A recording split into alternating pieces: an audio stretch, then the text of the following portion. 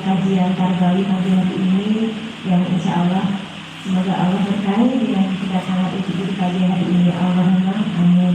Dan juga selamat datang kepada Ustaz Nurul yang sudah berkenan untuk memberikan ilmu pagi hari ini.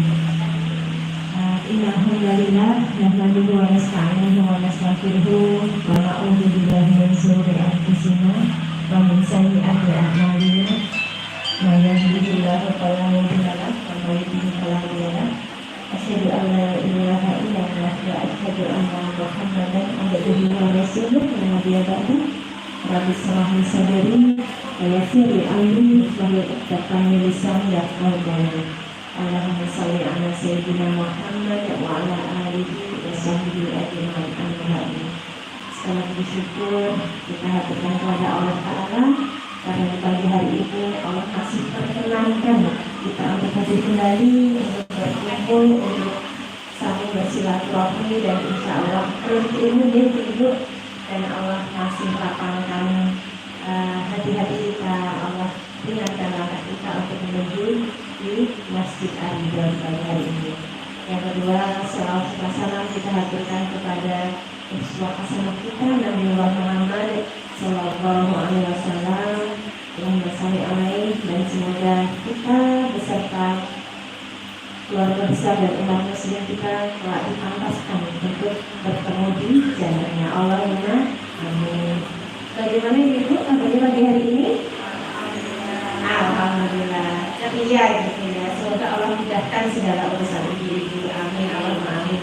Moga sebelum kita mengawali kajian pada hari ini, kita membaca basmalah bersama-sama. Bismillahirrahmanirrahim. Dan moga yang hafal mushaf Al-Quran atau tempatnya ada aplikasi Al-Quran, insya Allah Ibu Dewi akan membacakan Quran surat Al-Imran ayat 133 sampai 136. Kepada Ibu Dewi kami persilakan.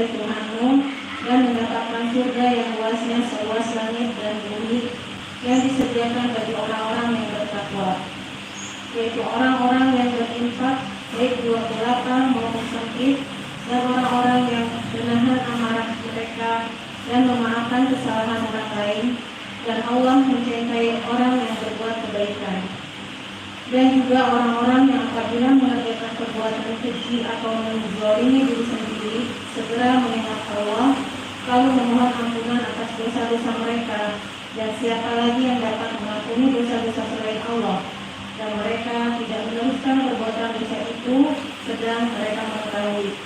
Balasan bagi mereka ialah ampunan dari Tuhan mereka dan surga-surga yang sungainya mengalir di bawahnya. Mereka kekal di dalamnya, dan itulah sebaik-baik pahala bagi orang-orang yang beramal. Wassalamualaikum warahmatullahi wabarakatuh. Jazakallah khairan kepada Ibu Reni yang membacakan Quran surat Ali Imran ayat 133 sampai 136. Dan semoga dengan doa kami senantiasa melentangkan hati kita ini. Dan alhamdulillah pada hari ini tema kajian Tabawi adalah bersegera mendapatkan rahmat Allah Ta'ala. Jadi kenapa kita harus bersegera menjadi ibu? Karena setiap hari kita melakukan aktivitas dan kita memerlukan penjagaan dari Allah. Lalu sebagai ibu, kira-kira kalau kita sendiri yang mengatasi segala masalah itu bisa enggak? Enggak bisa. Ternyata kembali lagi kepada Allah, maka kita harus bersegera begini. Dan juga tak lupa mengucapkan jazakallahu khairan kepada segenap panitia yang telah mempersiapkan kajian Tabawi pagi hari ini dengan sebaik-baiknya. Semoga Allah balas dengan pahala yang berlipat.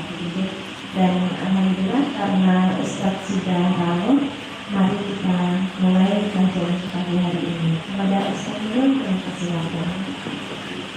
Assalamualaikum warahmatullahi wabarakatuh. Waalaikumsalam. Alhamdulillahirabbil alamin. Alhamdulillahilladzi allafa baina qulubina fa asbahna bi nikmatihi ikhwana. Asyhadu an la ilaha illallah wa asyhadu anna Muhammadan abduhu wa rasuluh. Allahumma salli wa sallim wa barik ala sayyidina Muhammad wa ala alihi wa sahbihi ajma'in wa ba'd. Jamaah rahimakumullah, rahmat Allah tadi dalam ayat yang kita dengarkan. Rahmat Allah yang tertinggi adalah surganya, ampunan sehingga kemudian mendapatkan anugerah surga. Tadi digambarkan salah satu gambaran surga itu lebih luas dari bumi dan seluruh isinya. Jadi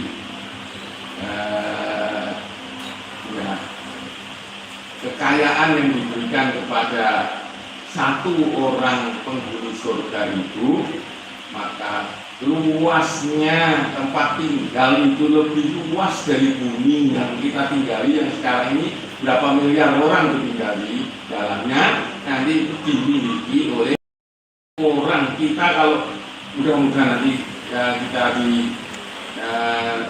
termasuk menjadi orang yang dipanggil oleh Allah memasuki surganya.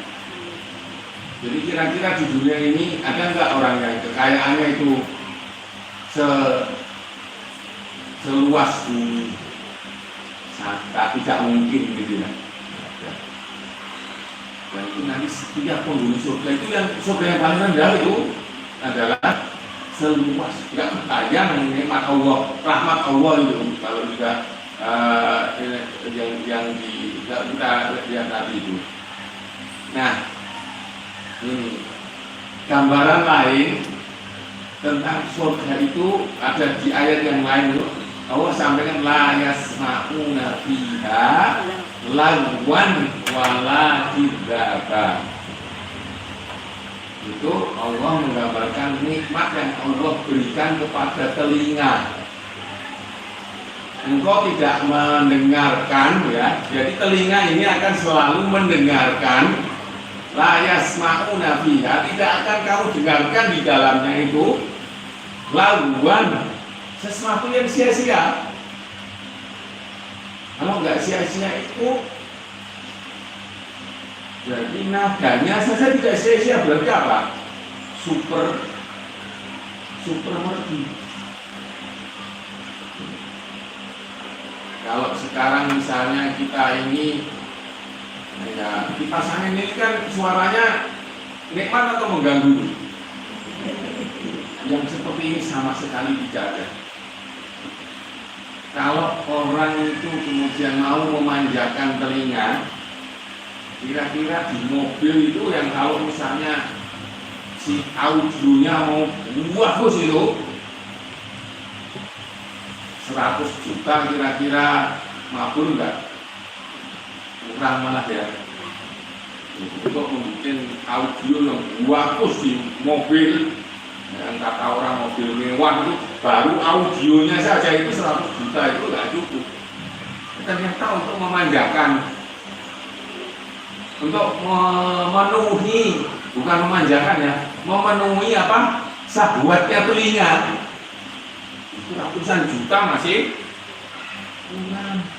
Yang 200 juta, 300 juta itu masih ada, kadang-kadang ada, kalau bahasa orang akustik itu noise, ada kurang sempurnanya suara, masih dijamin oleh Allah di surga itu la yasma'una fiha lagwan wala kidzaba.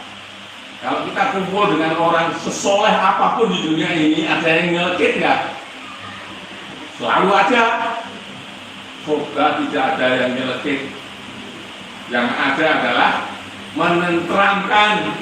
Semua omongan menenteramkan, itu gambaran surga. La yasma'una fiha lagwan wala kidzaba. Nah itu begitu tuh rahmat Allah ke sana. Maka kemudian ya kita perlu bersegera untuk ke sana gitu. Saya ya ini oleh cerita ya. Kan waktu pertemuan yang lalu saya bilang saya minta doa mau ke Turki dan mampir umroh gitu ya. Saya cerita tentang Turki dulu ya. Saya menapakilasi Sultan Muhammad yang gelarnya Al-Fatih. Itu bukan orang Arab, ya, bukan orang Arab beliau tuh, ya orang Turki asli. Saya pergi ke tempat beliau lahir, itu di daerah kota yang namanya Bursa. Itu kalau dijalani dari Istanbul, naik mobil lewat jalan tol yang waktu itu supirnya tuh keponakan kecuali supir mobil itu supir pesawat. Dan di Turki itu jalan tol boleh 130. Jalan 130 itu 3 jam lebih, hampir 4 jam sampai ke Bursa tempat lahirnya Sultan Muhammad. Dulunya menaruhkan Bizantium Romawi yang ada di Istanbul itu perjalanan coba jalan tol 130 km per jam, hampir 4 jam itu kira-kira sini sampai mana? Mana ya? Jakarta lebih ya? Lebih Jakarta lebih. Dulu itu bawa pasukan itu kira-kira naik pesawat atau jalan. Ya Allah, Sultan Muhammad. Tapi itu masih sangat mudah. Ya itu kesungguhannya untuk pengen dapatkan rahmat Allah, dan nanti beliaulah yang masuk dalam hadis pasukan yang nanti akan menaklukkan di Romawi itu, kata Rasulullah kan, Pak Panglima yang paling baik, pasukan terbaik, penaklukan yang paling baik, kan begitu sabdanya. Ya Allah, memang ya luar biasa. Kok tidak ada orang dalam rangka mendapatkan rahmat Allah baru wes ya Allah gitu ya. Dan medannya itu kalau dari Istanbul ke Bursa itu adalah ke naik itu ininya. Ya waktu berangkat sih turun begitu ya. Terus ceritanya kan untuk menaklukkan itu, jadi Romawi itu belum pernah bisa ditaklukkan ratusan tahun itu. Nah itu menaklukkannya itu adalah dengan apa? Diserang dari belakang. Karena kalau itu kan di pinggir laut, selat ya.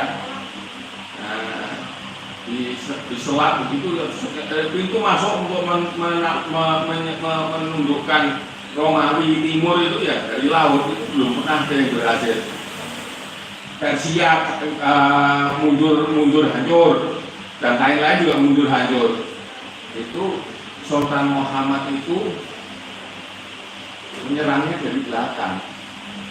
Nah belakang itu muternya itu lebih jauh dari yang nggak jalani, karena dia harus muteri Dan kemudian kapalnya itu dinaikkan gunungnya itu lebih tinggi dari Sigar Bencana. Ya lebih tinggi dikit orang oke, tapi dan tanahnya apa? Waktu gede-gede ini loh. Nah, kok melobati kapal lewat gunung itu? Ini wong dalam rangka untuk bersegeranya di dalam semangatnya itu luar biasa itu ya. Nah ceritanya itu tuh ratusan prajuritnya itu apa? Ngaculi lama, nguruki watu, terus kemudian watunya dikai gelondongan kayu dituarik dengan sapi dan kerbau gitu ya. Gitu. Nah itu jadi sekian ratus orang itu sehingga kemudian di menjelang subuh hasil beberapa kapalnya itu masuk situ nyerang dari belakang sampai kemudian akhirnya ya, Rasulullah mengatakan panglima terbaik, pasukan terbaik, dan sebelum berangkat dipilih yang tahajud semua. Itu ceritanya kan di Sultan Muhammad itu bisa merebut benteng yang dimiliki oleh Bizantium itu apa Romawi Timur itu. Jadi dan kemudian walaupun dia bukan orang Arab, tapi akhirnya kan beliaulah yang kemudian meneruskan estafet Amirul Mukminin kan begitu. Jadi khalifah. Kalau dari meneruskan garis Khulafaur Rasyidin yang tidak Arab gitu. Itu Sultan Muhammad yang kemudian mendapatkan julukan Al-Fatih. Kalau dibahasakan Inggris itu Al itu kan the gitu ya. Sultan Muhammad, kalau orang Turki orang bukan Muhammad tapi Mehmet gitu. Mehmet gitu ya. Jadi Sultan Muhammad the Conqueror kalau orang Inggris.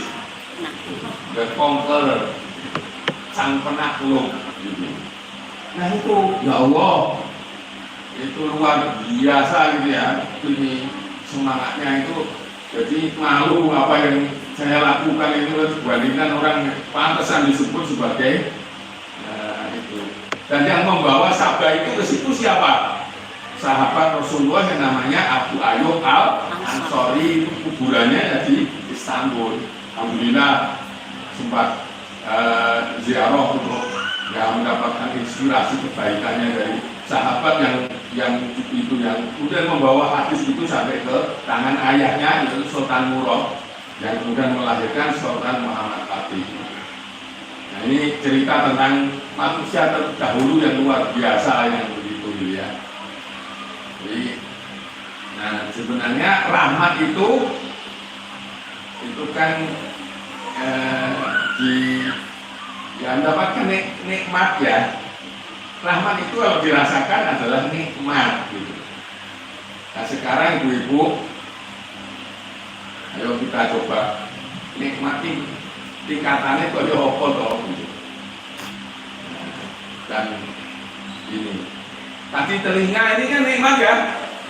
Ternyata untuk nikmat itu yang sudah mobilnya itu dikasih audio harganya ratusan juta itu, kira-kira setahun atau sebelum sebulan itu kira-kira sudah bosan belum? Jenuh belum?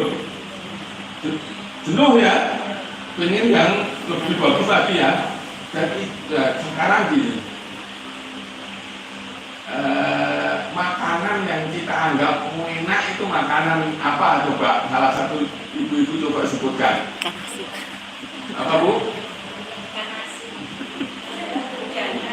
Nah ini lauk yang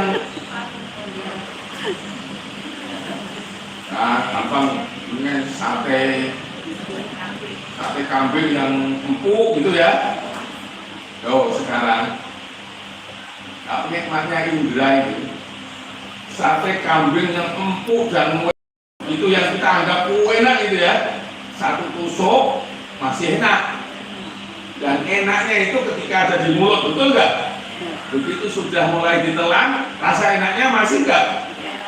Jadi sebentar kan nikmat itu Nah, 1 tusuk, 2 tusuk masih enak, 5 tusuk Masih. sudah bener, 10 tusuk sudah nggak enak lagi. Nah, itulah yang namanya kenikmatan indrawi. Itu apa saja ya? Tadi sound system, mungkin mobil itu mau sebut mobil apa yang kira-kira harganya 1 miliar gitu. Apa ya Bu ya? Rolls Royce itu bisa lebih dari 1 miliar.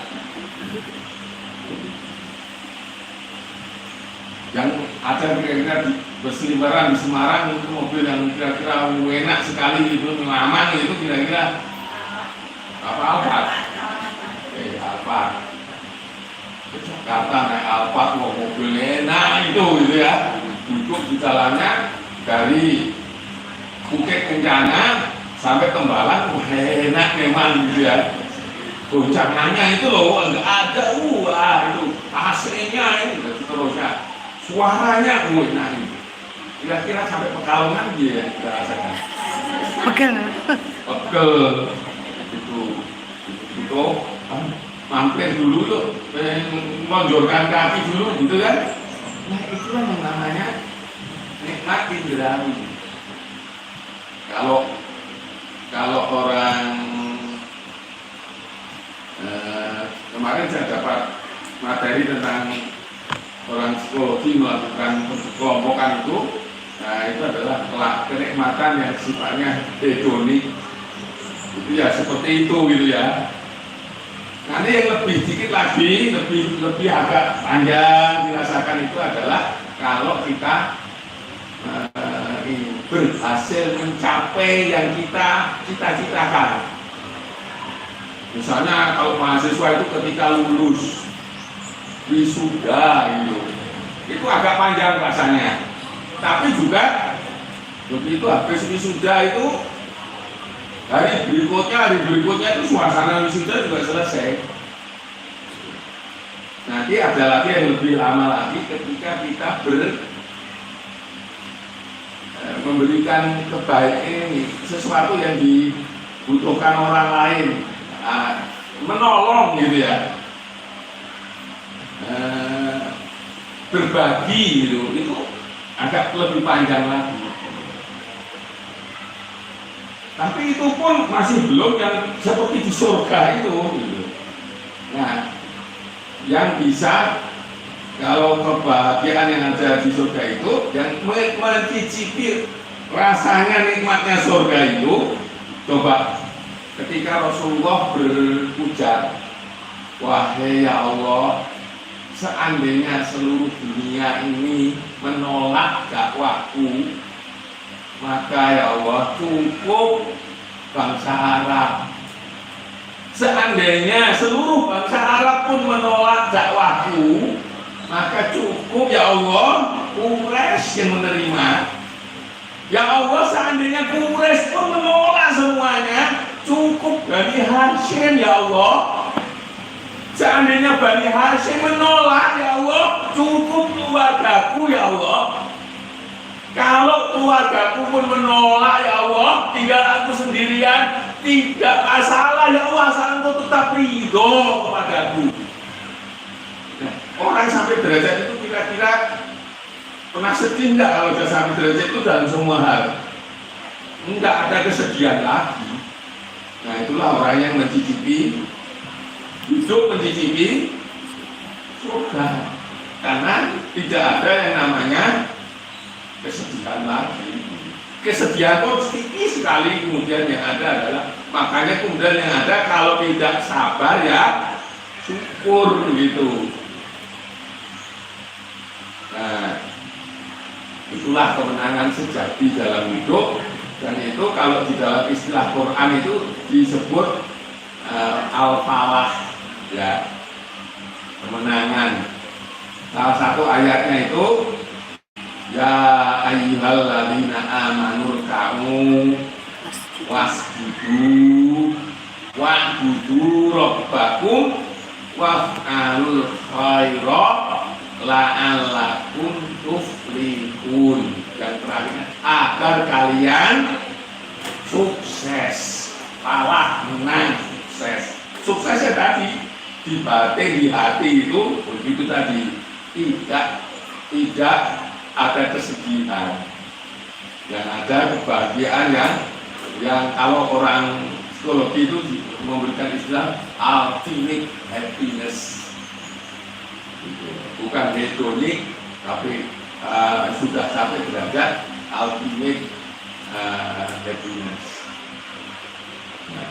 Nah, tadi surat Al-Had ayat 77 itu Allah memberikan patokannya supaya mendapatkan al-falah atau kebahagiaan rahmat yang seluas sejati itu.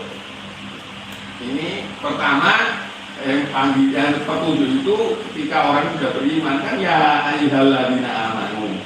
Apa perintahnya? Rukuklah, ya, sujudlah. Terus wa'budu rabbakum itu sembahlah, gitu ya. Olehmu Tuhanmu, wa'budu rabbakum. Artinya ya sholat, zikir, doa, gitu kan itu ya. Wa'budu rabbakum itu. Tiga-tiganya tadi ini apa?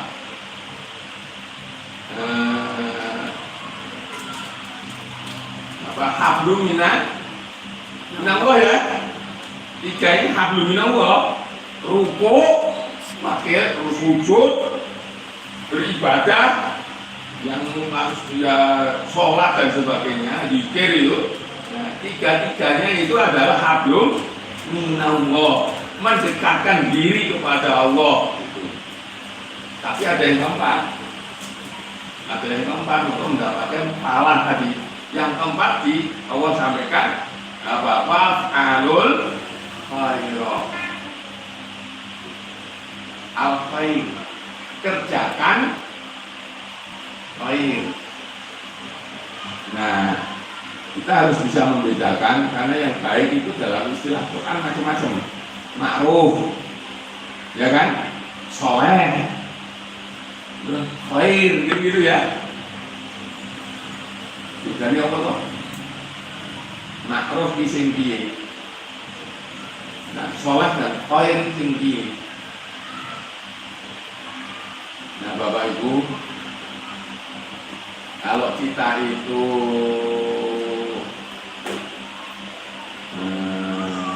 ramah, itu yang menerima keramahan, yang senang dan menikmat, pokoknya gembira kalau kita ramah itu. Kira-kira siapa saja? Apakah hanya orang mukmin yang gembira kalau kita itu, atau ada orang non muslim itu kalau dia itu ramah, itu kita merasakan kebaikannya kan? Nah, ramah itu adalah al-ma'ruf, karena bisa siapapun yang menjalankan itu.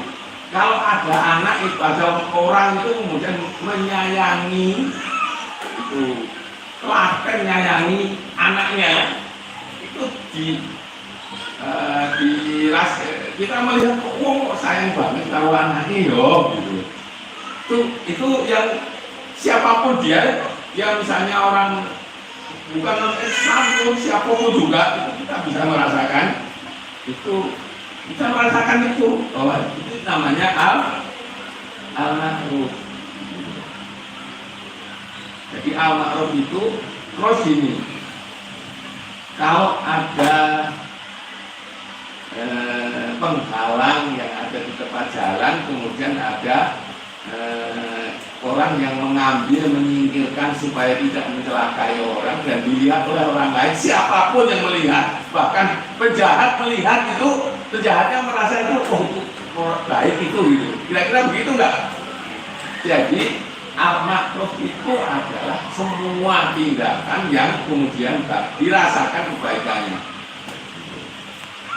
Kalau kemudian kita itu menyediakan sesuatu agar hewan itu bisa hidup dengan baik, dirasakan oleh hewan, kira-kira hewannya senang atau enggak? Nah, hewan senang itu juga termasuk dalam al-ma'ruf, gitu. Nah, kalau soleh itu adalah al-ma'ruf yang niatnya karena Allah gitu. Jadi al-ma'ruf yang niatnya karena Allah itu menjadi amal soleh. Jadi terus kemudian kalau al-khair bagaimana? Kalau al-khair itu adalah as-soleh yang kita itu berjuang keras agar ini bermanfaat buat makhluk yang lain terutama manusia. Jadi sudah serius sekali gitu. Walaupun kadang-kadang berat gitu ya. Seperti tadi Sultan Muhammad itu kan berat sekali. Ya Allah, siapa yang pernah maraton aja kalah jalan santai sejauh itu gitu. Ini toh gimana ya itu sini Jakarta lebih itu kok pelaku itu bawa pertahanan perang itu loh itu. Di antara yang dibawa itu meriam gitu. Meriamnya itu 3 kali meriam yang ada gedenya itu masih ada kemarin itu meriamnya itu masih ada itu di bawah itu. Jadi ya itu jadi al-khair itu karena apa? Karena coba kok nggak capek-capek mana? Ya ada waktu itu apa yang motivasinya? Kok untuk perang itu semangatnya begitu gitu? Ada yang nanya gitu ke saya itu. Kenapa ya? Itu termasuk al-ma'ruf gak yang dilakukan itu Sultan Muhammad itu nggak semangat perang itu karpe itu. Bapak ibu Romawi itu ya kan itu kan penguasa dunia waktu itu mereka sudah mengizinkan mempelopori itu kalau bahasa sekarang itu incest. Apa itu incest? Incest itu bisa nikahi anak itu bisa nikahi ibu bisa nikahi bibine itu harus dilembagakan. Punya tadi berkewi ya, hancur dunia kan? Demikian juga Asia. Nah, itu lembaga dalam kepeloporan itu. Nah itu kalau nggak dihentikan itu menciptakan apa bu ya? Menciptakan monster gitu kan ya? Nah, itu bindeke dinasihati lagi soal diperangi, dilenyapkan gitu ya. Jadi Sultan Muhammad itu tujuannya walaupun begitu mahalnya karena harga yang itu kehidupan seluruh dunia yang diselamatkan kan gitu. Gitu ya. Gitu. Jadi karena paham itu harus memang. Jadi itu sudah berpikir kepada al-khair gitu ya. Makanya itu tadi membuat meriamnya juga yang terbaik dan seterusnya gitu. Jadi nah itu al-khair itu begitu dan al-khair itu adalah memang Allah itu memberikan kepada kita itu untuk sampai dalam tingkah laku dalam amal kita itu sampai kemudian bisa al-khair itu memberi manfaat yang lebih luas dan tadi sudah soleh khair kan gitu. Sudah karena Allah dan kemudian tadi berpikir untuk memberi manfaat gitu. Tapi landasannya supaya itu tadi apa namanya hablum minallahnya itu diungkapkan 3 kali loh ya. 4 tadi kan melakukan yang al-khair itu dilandasi oleh hablum minallah. Karena itu kalau hablum minallahnya nggak kuat ya tidak bisa menghasilkan al-khair gitu. As-solihat aja sudah masih sulit, apalagi al-khair, apalagi al-khair yang ihsan, wah itu lebih lagi.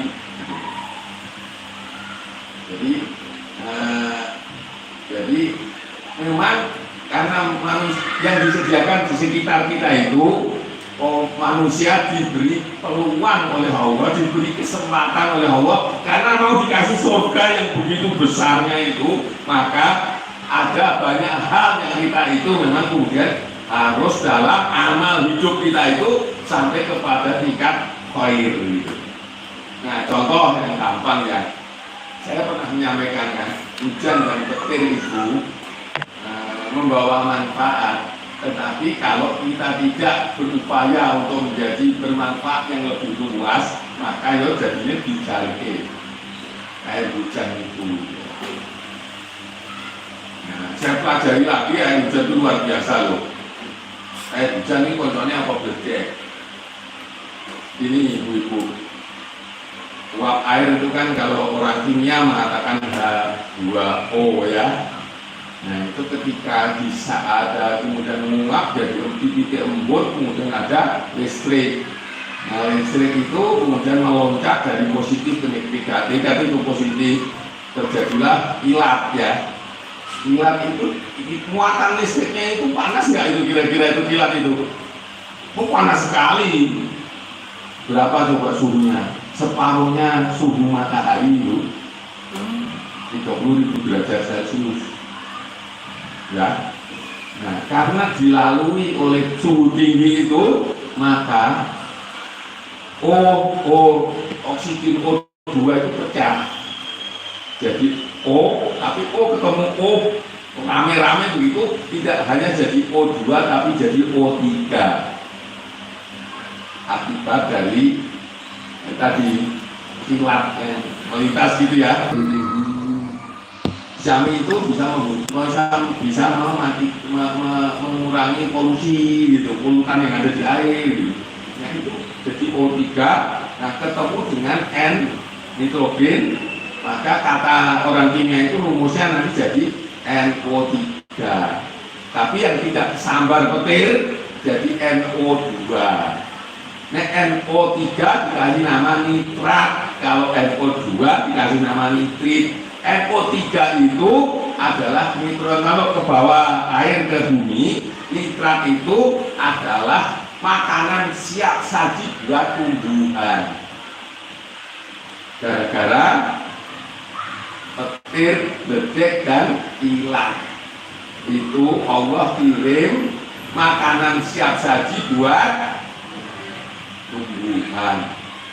Tetapi hujan itu kan mengguyur begitu saja, maka itu kita diberi peluang untuk tadi menjadi beramal yang tingkatnya apa tadi? Khair, yaitu ojo dijarke sing ana nitrate kuwi diapake to ben tanggulan iki lemu-lemu. Tapi sementara ini dijarke ora. Wis melakukan khair berarti itu belum ngono to gitu. Makanya negara harus mensubsidi petani pupuk berapa triliun setahun untuk APBN untuk mensubsidi telur. Sudah terdawa pupuk gitu ya. Nggak tahu saya berapa triliun, lupa saya waktu direktur PSDMP direktur ini SDPMP gitu, SDM Pertanian Pusat itu datang ke Arido itu berapa triliun disebutkan itu, tapi aku rata catat dari lupa, pokoknya di atas 10 triliun lah yang jelas itu untuk sekedar subsidi. Padahal UI ya makanan siap saji telah Allah. Nah butuh orang yang tadi fa'alul khairat, melakukan amal khairat atau al-khair, yaitu di piye carane supaya itu bermanfaat buat tanaman. Allah kasih lagi yang tadi yang tidak NO3, yang NO2 itu belum siap saji, tapi Allah ternyata telah memberikan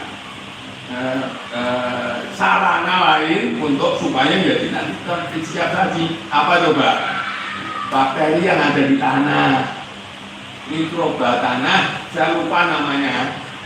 Nah itu kalau kita pelihara, kita rawat, maka kemudian air hujan yang tidak sempat disambar oleh petir orang badhe petire, maka kemudian untuk supaya siap saji, kopinya udah disiapkan oleh Allah di tanah, harus dipelihara.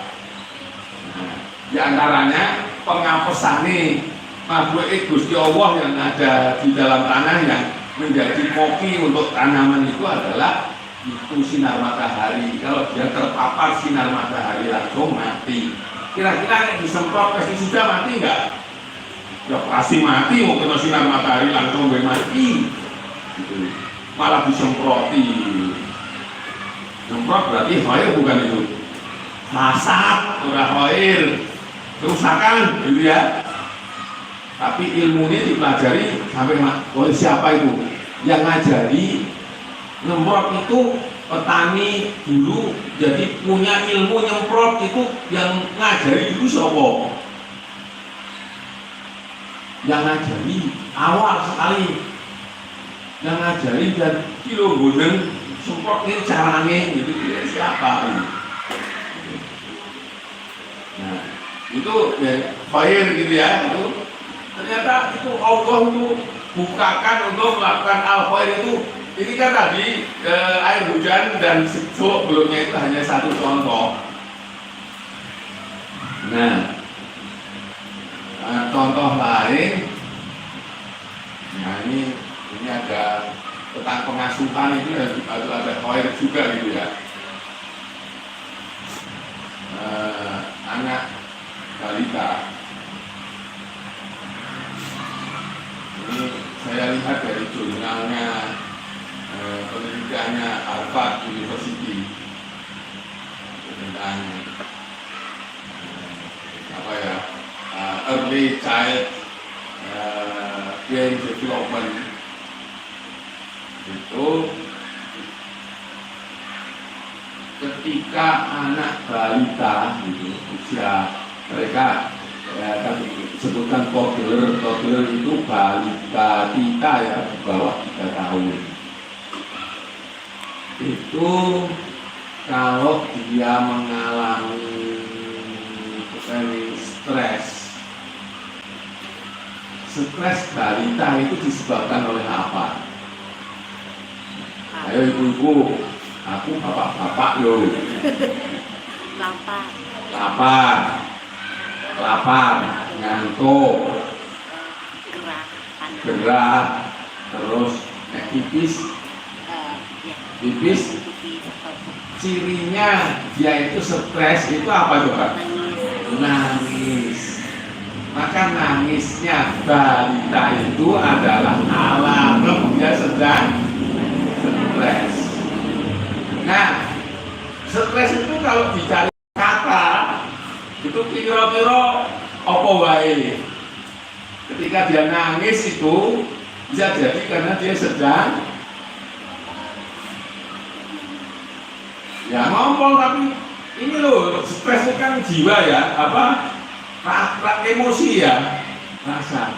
Ketika dia nangis itu bisa jadi dia sedang merasakan tidak enak hatinya ya, opo kira-kira.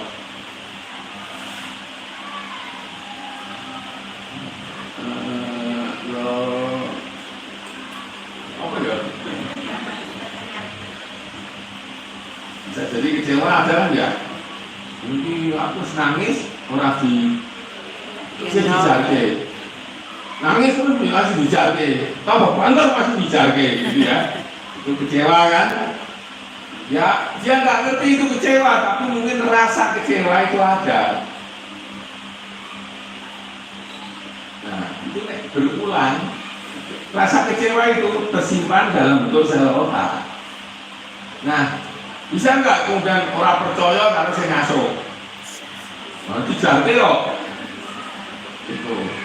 Jadi muncul rasa orang percaya. Nah, nek berulang nanti orang percaya ini gede. Maka nek gede itu angel percaya. Nah, nek susah udah susah dipercaya. Nanti kita nasihati kira-kira gimana? Ayo mentau orang percaya kok. Sel otaknya ra percaya sel gitu. Nah, kira kalau orang stres ternyata dari penelitiannya para profesor di Harvard itu, ternyata stresnya bayi itu mempengaruhi kerjanya organ, ya hati, ya jantung, ya semuanya itu berpengaruh kalau dia tidak stres.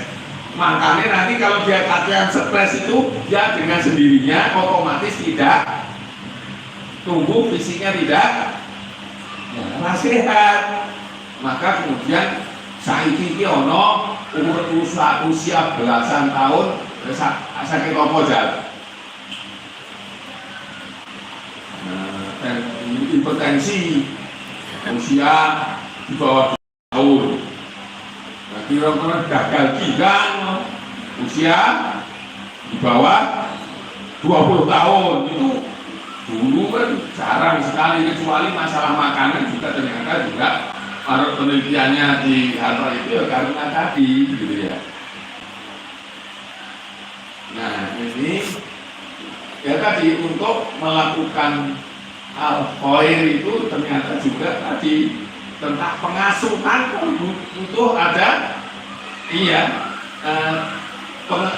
kemampuan untuk menjadikan tuntunan yang bermanfaat buat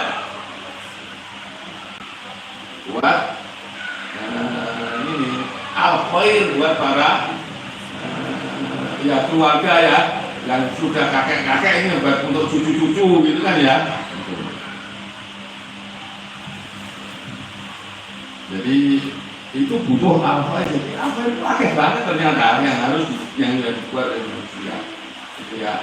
Nah sebaliknya kalau kemudian yang masa balita itu kemudian dia begitu dia butuh kemudian langsung alarmnya nangis langsung dipeluk langsung apa yang butuhnya langsung dipenuhi itu dia tenang tentram itu. Jadi kemudian dia percaya sama pengasuhnya yang mestinya dia kecewa, hilang kecewanya. Jadi seperti ini, jadi apa? Lawannya kecewa itu apa? Optimis. Ya. Salah satunya yang agak berseberangan dengan kecewa ini apa? Penuh harapan gitu ya.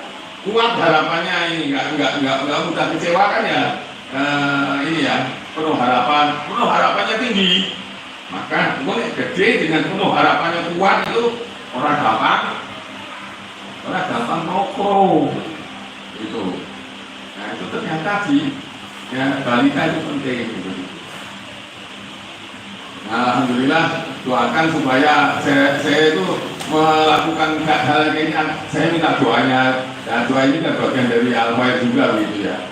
Ini nanti tanggal 7 berangkat umroh lagi, tetapi membimbing untuk menapak tilas balitanya Rasulullah di Taif.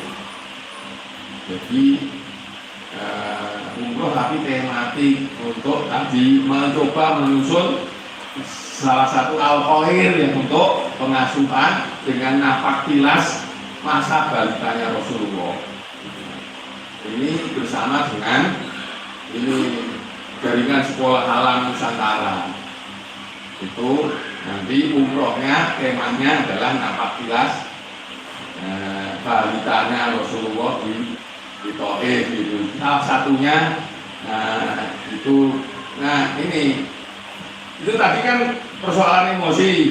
Nah di Taif itu adalah ini kekayaan sel otak tentang pengetahuan alam yang sifatnya indrawi. Nah, gambarannya begini, yang pinter masak itu dalam benak itu, saya kok yakin kalau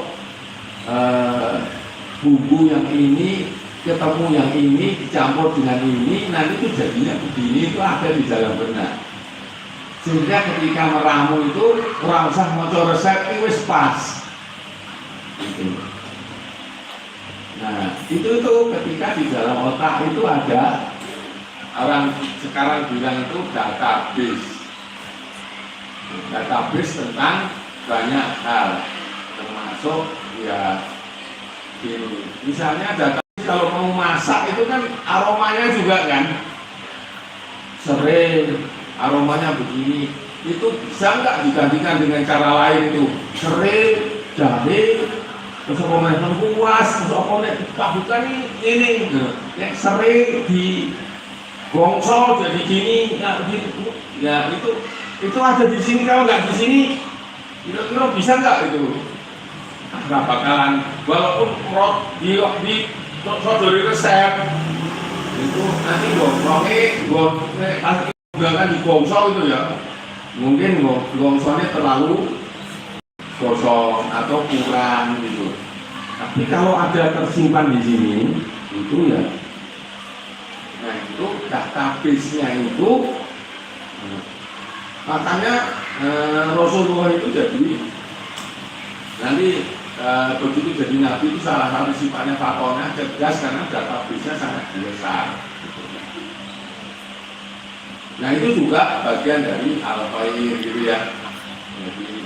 Jadi untuk mendapatkan rahmat Allah itu ternyata Allah minta tuntun manusia, dan Allah sediakan sekeliling kita ini kita ubah menjadi sesuatu yang lebih bermanfaat. Tapi landasannya apa? Rukuk, sujud, menyembah gitu. Jadi jangan kemudian hanya terus menjadi al-khair, tetapi kita landasannya tidak kuat, yaitu rukuk, sujud, menyembah. Nah karena itu di ayat lain juga begitu, gitu ya. Ada man amila sholihan, soleh ya, min dzakarin wa unta, baik laki-laki maupun wanita. Wa huwa mukmin, nah gitu ya. Dan dia itu mukmin, yang tiga hal tadi, abdi minallahnya baik. Maka kemudian lalu dia nabi akan kami anugerahkan kepada mereka apa? Hayatan thayyibah. Jadi diawali man amila sholihan. Alhamdulillah ini tidak disebut man amila khairat.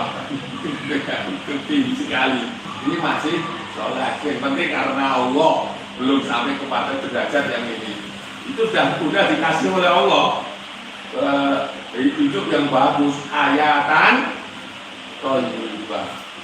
Kalau hayatan thayyibah itu bumi memancarkan rahmat, langit mencurahkan rahmat di lingkungan yang tadi. Lalu hiyanahu hayatan thayyibah.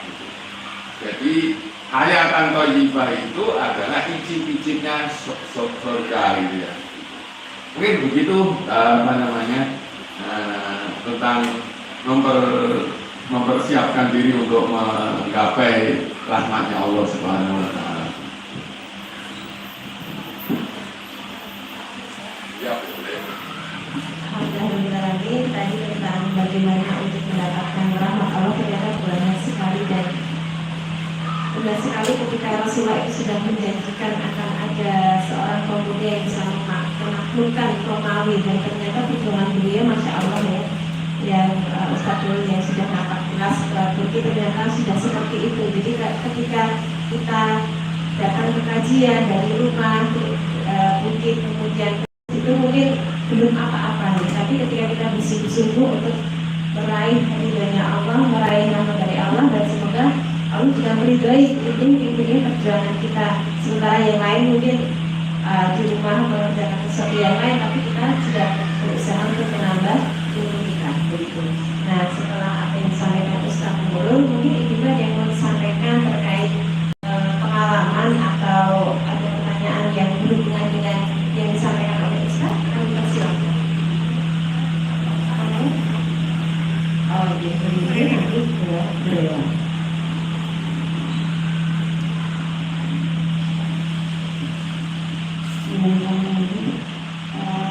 Terkait dengan cerita Al-Fatih itu yang memang sudah kita lihat sebelumnya juga, ibu juga sudah melihat bagaimana perjuangannya untuk meraih tidak Allah sudah berjuang. Jadi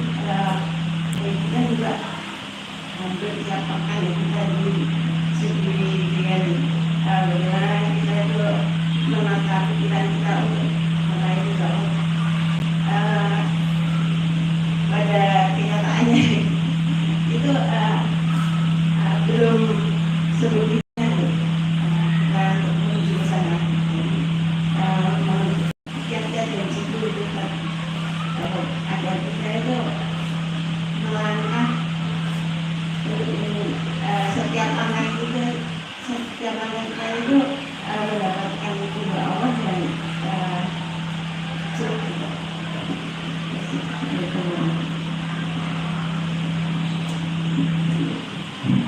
Dari pertanyaannya, alhamdulillah sudah pada jalan yang tepat. Karena Rasulullah itu sebelum jadi Rasul itu juga merasakan tadi kegundahan ya, kerisauan atau apa ya kerisauan ya tentang kondisi masyarakat dan dirinya gitu, sehingga Rasulullah sebelum mendapatkan wahyu itu kan sering gitu ya menyepi untuk berdoa dan ya ibadah yang tinggalannya Nabi Ibrahim itu, tapi mencari tempat yang suci, yang sepi, dan akhirnya dari situlah kemudian Allah turunkan petunjuknya. Jadi alhamdulillah sudah ketika ada kerisauan walaupun belum sampai, dan Rasulullah risaunya itu nggak pernah habis. Jadi alhamdulillah sudah tentang bagaimana tercapainya derajatnya, yang penting terus berjuang saja gitu. Karena terusan dari ayat yang tadi surat Al-Fatih itu adalah apa? Setelah waf'alul khaira la'allakum tuflihun, itu ayat berikutnya adalah walladzina jahadu fillahi haqqa jihadi. Ini bukan jihad fisabilillah, tapi jihad untuk ke jalan Allah, bukan perang gitu. Semua hal itu Allah kasih turunan sungguh-sungguh tenanano, dan itu jihadnya itu subhanallah.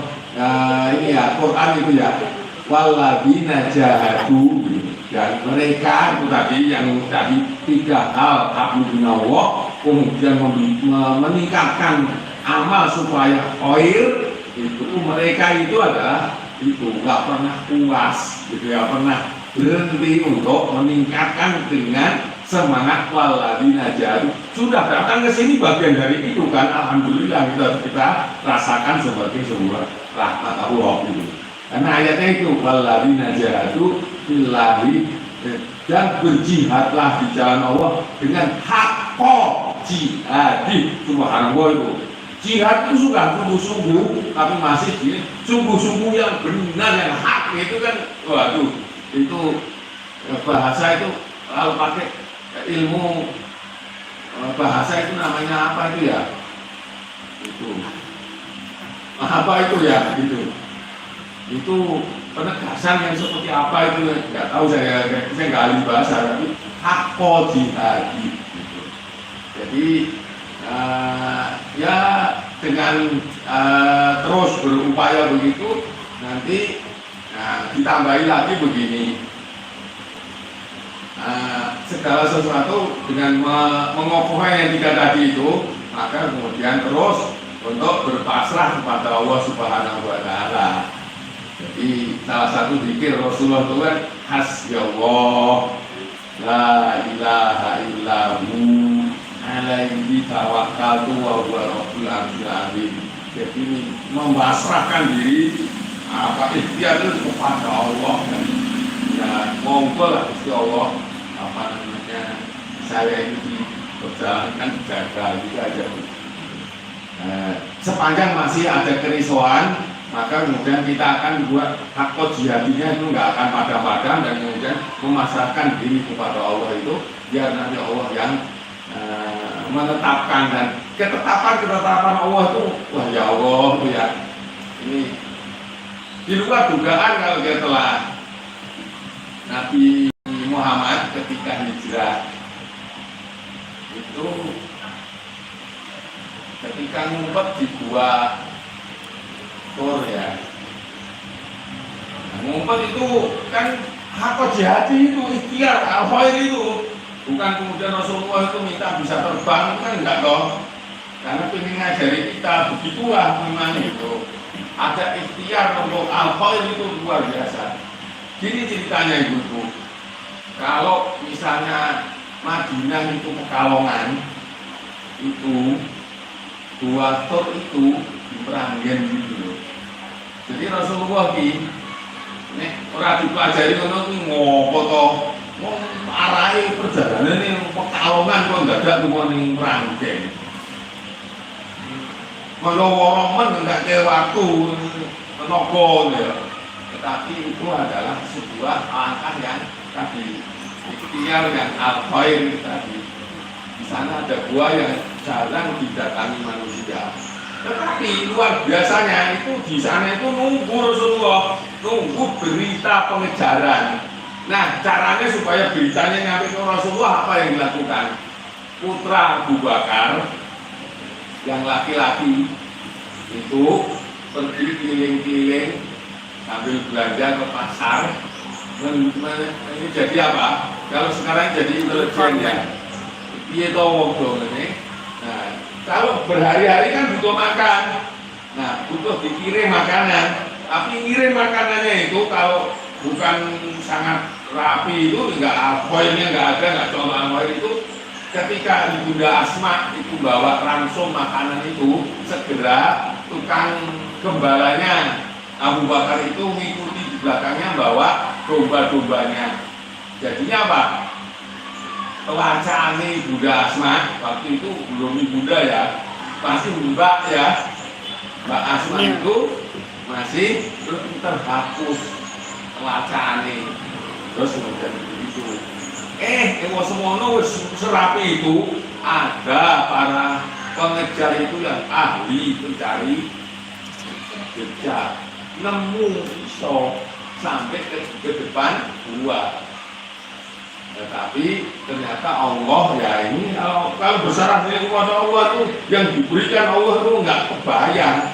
Itu dengan orang yang mencari jejak itu, kira-kira itu kalau dia itu tidak terperdaya, mesti ngerti nih dijerukan Allah, tapi terperdaya oleh ilmunya sendiri.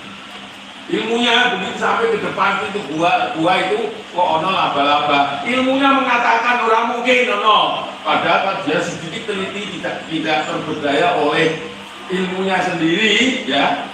Nah begitulah Allah kalau mau menghinakan hambanya, dihinakan oleh kemampuannya sendiri. Nah itu anugerah Allah tuh begitu hebatnya ya gitu ya. Ketika orang sudah jadi ya itu terperdaya seramke jadi begitu ini ilmu ini mesti copot orang boleh jejak lagi bisa mungkin gitu ya, jadi ceroboh dia balik seramke gitu. Nah itulah anugerah Allah kepada kita ketika kita sudah waladina jahadu, kita Rasulullah waladina jahadu di nalah dan nahudzu bulannya dilakukan oleh Rasulullah di situ itu gitu. Dan kalau kita itu dicari yang lain banyak sekali gitu ya. Ya, tugas kita gitu aja, dan untuk sampai ke sana memang kita harus memohon kepada Allah supaya dibimbing, dikasih juga keistiqomahan untuk ke sana. Mungkin begitu ya, Bapak. Jadi ini sudah belajar dari Ustaz tadi bisa dipahami dengan seperti itu. Jadi pertanyaannya juga untuk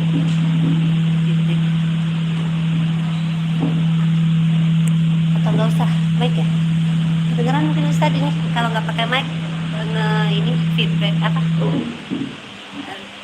ini mungkin Ustadz yang pertanyaannya satu, yang satu konfirmasi mungkin yang pertanyaan kalau saya tadi tidak salah mencatat al-khair itu kan seorang yang salih yang melakukan hal yang baik yang bermanfaat untuk semua, khususnya untuk manusia. Jadi tingkatannya selain salih pribadi kemudian salih sosial. Dan modal untuk bisa al-khair itu adalah hablum minallah yang kuat dengan ruku, sujud, dan menyembah dengan keimanan. Kemudian pertanyaannya adalah ketika seseorang yang sedang melakukan al-khair itu ada dalam kondisi manusia itu kan keimanannya naik turun gitu kan.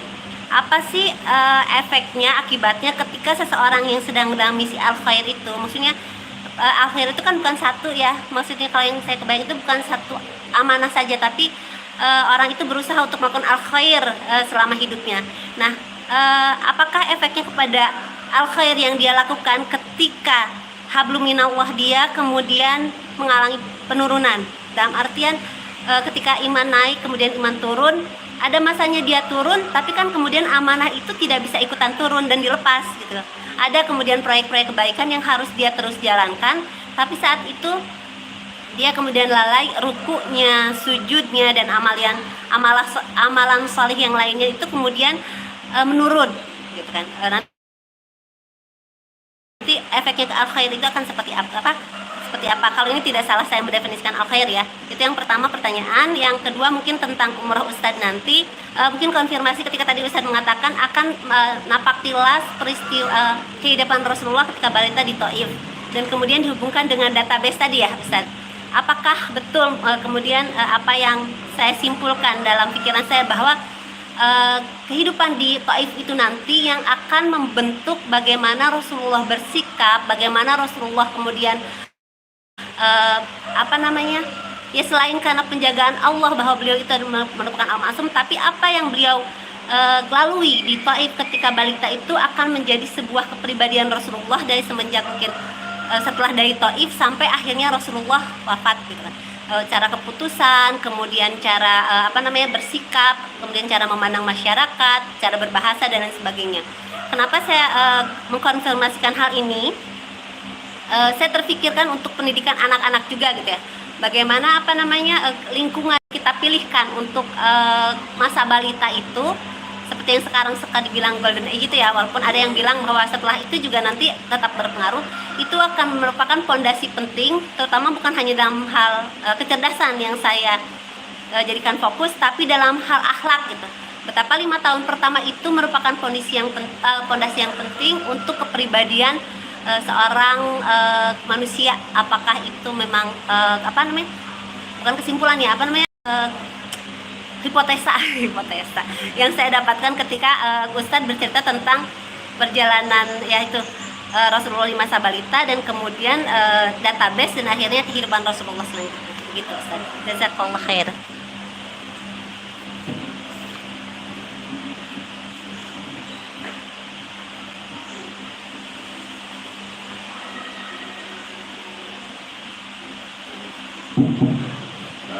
Kalau pertanyaan yang pertama itu ada ilustrasi yang baik, itu adalah gadget kita itu kan butuh di charging.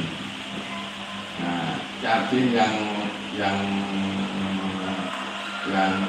standar itu ya ibadah itu sendiri. Nah, Allah juga memberikan sarana ibadah dengan segala ibadah yang diwajibkan dari hablum minallah itu charging. Nah, kalau itu lemah, masih Allah sarananya kita supaya ada antar manusia itu dalam surat Al-Asr tawasau bil haqqi wa tawasau bis sabr. Jadi berjamaah bareng-bareng hidup ini untuk saling menguatkan, saling mengingatkan, saling berwasiat kebaikan. Karena itu untuk ini ayat yang lain itu wa takum minkum ummatun yad'una ilal khair. Jadi setelah mempunyai al khair itu kemudian ya untuk ngajak untuk kepada al khair, yang nanti dengan begitu maka akan menjadi untung khairu ummatnya. Itu sarana-sarana yang dituntutkan oleh Allah untuk tadi, supaya ketika kemudian mengalami penurunan itu tidak bablas karena ada saudara yang lain gitu. Itu begitu. Nah, tentang ini yang kecerdasan, landasan kecerdasan emosi itu sangat besar pengaruhnya, dan ada yang kemudian nggak tahu caranya bagaimana. Betapapun sempurnanya kehidupan penjagaan emosional Rasulullah di Taif itu karena nggak sempurna, itu didatangkan Jibril untuk operasi. Nah, saya tuh mikir piye ya ngundang Jibril ngoperasi anak-anak kita ya, cucu-cucu kita nggak mungkin. Tetapi membawa itu kini dan saat ini itu untuk bagaimana, karena betapapun juga pengalaman yang membangun kemudian emosi yang negatif itu pasti tidak bisa dihindari. Termasuk kemudian banjirnya tontonan melalui indra, melalui gadget itu kan juga ada yang racunnya gitu, toksik gitu ya. Nah, makanya saya sementara ini maka ayo sebagian dari umat Islam itu ada yang menjadi Jibril nyata, bukan Jibril yang kemudian ini ngambil itu. Ya diantaranya adalah misalnya ahli psikologi yang kemudian khusus dalam menekuni tentang terapi mental yang seperti itu gitu ya.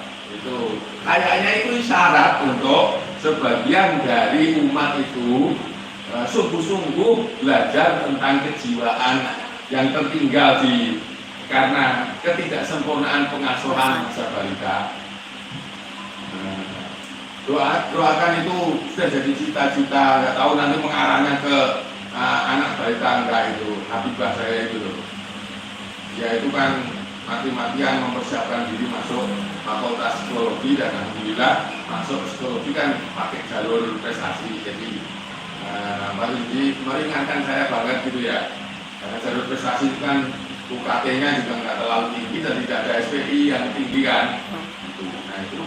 Nah itu ya dari awal tuh kesana itu pengen nanti akan mendirikan klinik terapi mental, tapi basisnya adalah olahraga sunnah, yaitu memanah. Karena itu dia untuk sampai sana maka dia berjuang menjadi atlet panah, dan ya masuk ke UIN karena prestasi memanahnya. Itu saya menerjemahkan Jibril itu di bidang-bidang yang lain kayaknya memang perlu dikatakan Jibril yang bentuknya manusia dalam tadi urusannya itu. Kalau Rasulullah itu sedemikian rupa setelah itu pun dijaga oleh Allah, yang dimana Rasulullah itu tidak pernah menyentuh yang namanya maksiat, karena maksiat itu pasti mengotori hati kan begitu. Sampai ketika diajak teman-temannya sebelum jadi nabi, ya tontonan itu mungkin tertidur oleh Allah gitu ya. Nah ini itu bagaimana teknik itu Rasulullah sudah remaja. Nah bagaimana supaya remaja kita itu juga terjaga. Penciptaannya ini tadi majelis tawasoh, bagaimana kita menciptakan supaya masyarakat kita kondusif, anak-anak kita itu ini bermainnya itu yang sana ya, ini jihad waladina jahad itu al-khair yang dibuka oleh Allah untuk kita bersama. Itu ya tidak mungkin kan misalnya itu kemudian wah itu serahkan aja sama siapa, itu nggak bisa ya. Kita ayo di antara keluarga kita barangkali ada yang mau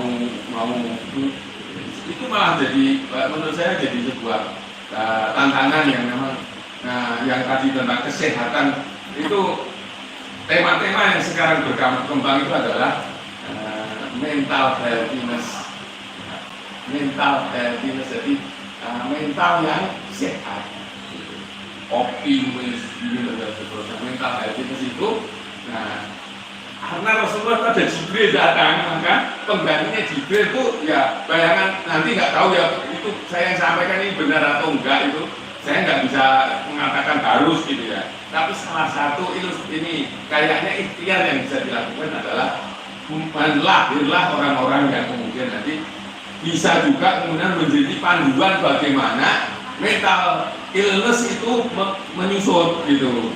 Jadi bagaimana caranya supaya umat itu terjaga supaya keturunannya itu tidak terpapar sesuatu yang menyebabkan penyakit. Bahasa Inggrisnya mental illness, kalau di bahasa Indonesia kan apa ya? Sakit mental. Kasar sekali gitu ya. Gitu ya, gitu Bu, itu ilmu untuk jadi ini ayo kalau ada yang menekuni itu al-khair itu dibutuhkan oleh umat. Gitu. Nah, kalau sudah terlalu tua seperti saya itu belajar ke sana kangelan. Lo anak putune ngono, salah satu yang kira-kira memang berbakat ke sana didorong supaya tadi menjadi membukun. Kalau sholat itu ada syarat, ada rukun. Bikin syarat rukun agar para orang tua itu nanti melahirkan ketika mengandung, kemudian terbebas dari itu, terbawa kepada munculnya mental illness gitu. Nah, kalau sudah terjadi karena tidak semua manusia tidak sempurna, nanti ada Jibril yang mengoperasi gitu. Jibril yang mewujud menjadi manusia, yaitu mental mental illness terapis gitu ya, atau bahasa Indonesia terapi hati. Kalau disebut sakit mental Terapi. itulah Bu ininya, ini barangkali ya. Dan sampai itu ya tadi yang tiga hal ini kan ya tadi yang rukuk sujud menyembah itu kan doa yang kuat kan gitu, itu harus diperkuat doanya, jadi mudahkan oleh Allah Subhanahu Wa Taala. Semoga mendapatkan manfaat dari jawaban dari Ustaz Nuri. Baik, ada lagi pertanyaan yang terakhir? Tidak ada, ya. Dan alhamdulillah jazakallahu khair Ustaz untuk materi bagaimana mendapatkan rahmat Allah tadi. Ustaz menyampaikan panjang lebar dan semoga kita bisa merangkum gitu ya, ketika kita memang bersungguh-sungguh untuk hati Allah kita dan juga hati minas kita juga perbaiki, insya Allah kita pun bisa meraih rahmat Allah ya. Dengan kita berbuat baik kepada orang lain, kemudian niatnya karena lillahi ta'ala, maka Allah juga akan mudahkan urusan kita. Dan semoga Allah juga menjaga cita-cita Mbak Rambah tadi dia bisa ketika mempunyai harapan yang tinggi gitu ya, dengan menciptakan jibril-jibril yang baru gitu ya di anak-anak kita, kemudian keturunan kita akan menjadi generasi yang lebih baik dari sekarang. Okay. Terus kemudian masih ada 2 hadiah.